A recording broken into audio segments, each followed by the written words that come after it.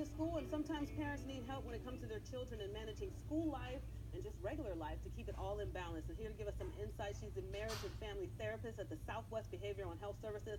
This is Sara Listar-Guest. It's always nice to have you on the show. You come here with such great information, so welcome back. Thank you. I enjoy being here. You have a very busy schedule, and I was just asking you off camera, has your year slowed down? And you're like, no. Nope. If anything, we start getting busier around this time of year because kids are back to school, Right. so the stress goes up. Kids, there's 45% of kids report that their stress has increased actually since last year. Isn't that crazy?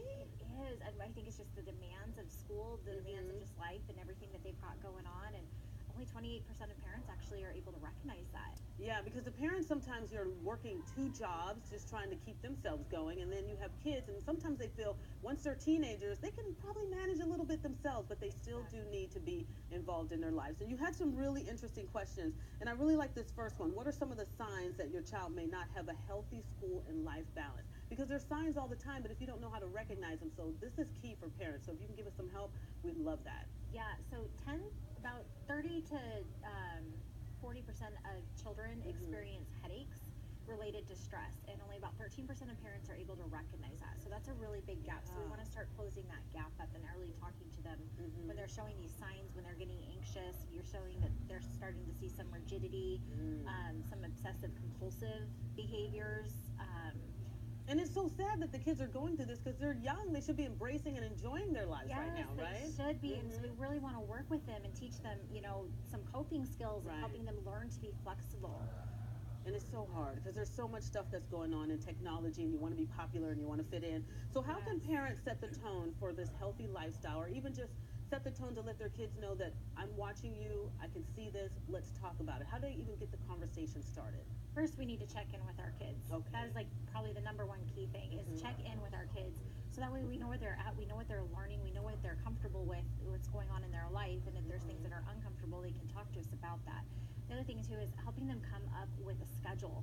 Okay. Scheduling is so important. We start that, we say that from when they're infants, scheduling is so important, but we want to teach them, start building up to-do lists. When they've got a big project, help them break it down into smaller steps and give themselves rewards for that. One of the bigger things that we want to teach them is compassion. We always teach our children.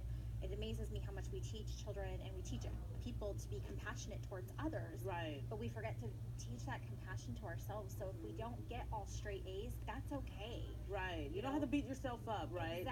Exactly. You're human. And so it's like focusing on, did you do your best? Did you learn what you were supposed to?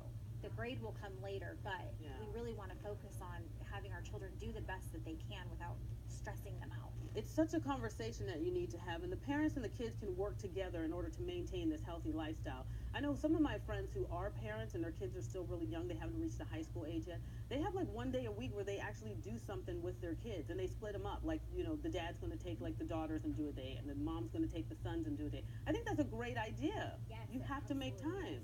Yes, making time for your kids, because it shows them that it's not all about, rules and structure and stuff like that. There's a balance to that, and it gives them time to kind of deflate. And those one-on-one times are a great time to build those conversations with your child about what's going on in your life. And if you have issues and you're trying to figure out where do I go, where can I, get some help and insight, Sara will be more than happy to help you. It's SB&Hservices.org. You can get insight there. We'll also have a link on our website, which is AZDailyMix.com. Get the conversation started. Keep your eyes open so your kids can have a nice, healthy life and school in balance.